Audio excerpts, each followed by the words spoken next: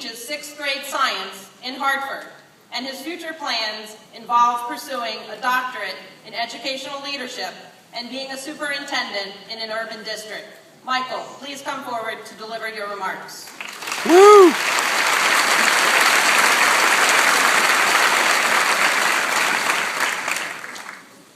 Good morning, President Reed, distinguished trustees, honorary degree recipients, faculty, staff, family, friends, and the graduates of the class of 2013.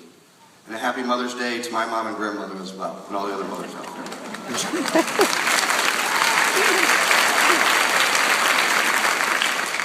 You know, I was sitting up here and I'm reminiscing about all the advice I've gotten about giving a speech in front of a lot of people. Anything from imagine they're all in their underwear to just look over them so they don't think you're actually looking at them. And I got transported back to my 4th grade classroom in Brandon, Florida at Nativity Catholic School. And I had an awesome teacher, Sister Pauline. And we were doing one of those activities where you go up and down the aisle and every person has to read a paragraph in that section of the book. It was geography. I remember it like it was yesterday. Being from a Northeastern family, growing up I had a few issues enunciating the letter R correctly.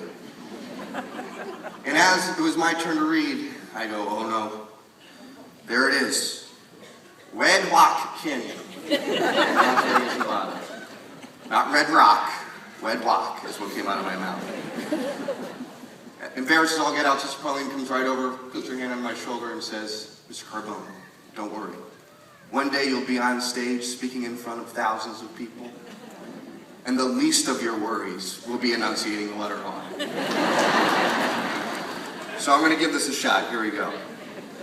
Now, most commencement speeches will congratulate you on successfully completing a long, hard-fought journey, or tell you about the wondrous start of a new, exciting beginning. But seeing how our lives are continuous, driven forward by the eternal push of time, I'm here to denounce these typical commencement cliches and replace them with a more elaborate juxtaposition.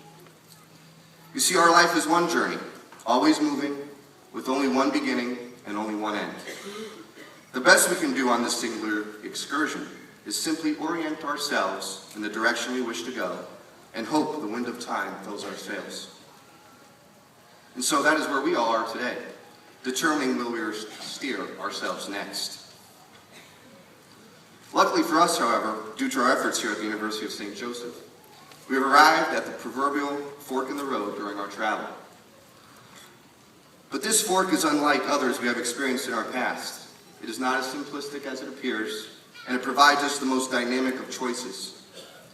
Throughout our experiences here at this university, we have developed a veritable arsenal of methodology and perspectives that have prepared us for this one critical moment in our journey.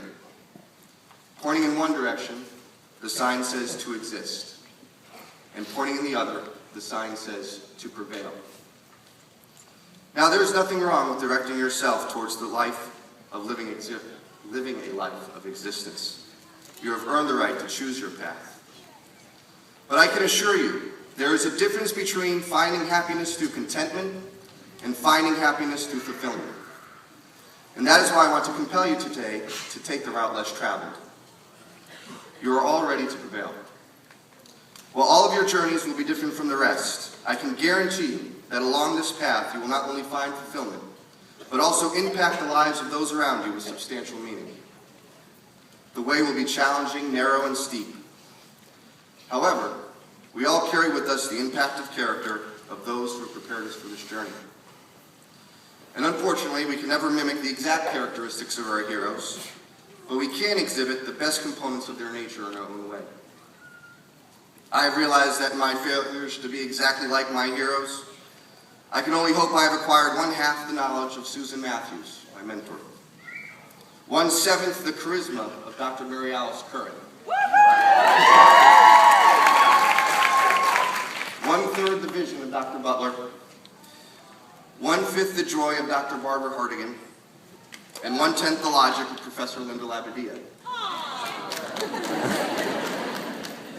1/3 the humility of my grandparents, and 1/2 the patience of my parents, and 1/4 the laughter of my brother and my sister, and 1/12 the humanity of my aunts, and 1/3 the confidence of a Christides, 1/10 the virtue of my friends, and 1/3 the love of my girlfriend, because I would be quite able to handle any obstacle thrown at me. You too are the sum of your parts, the culmination of the best qualities of those who have influenced you.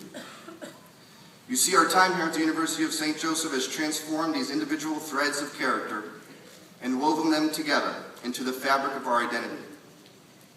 And while this transformation may be unrealized to you, the Sisters of Mercy and their mission have forged in you not just the fabric of your identity, but it has created in you the immeasurable will to change the world.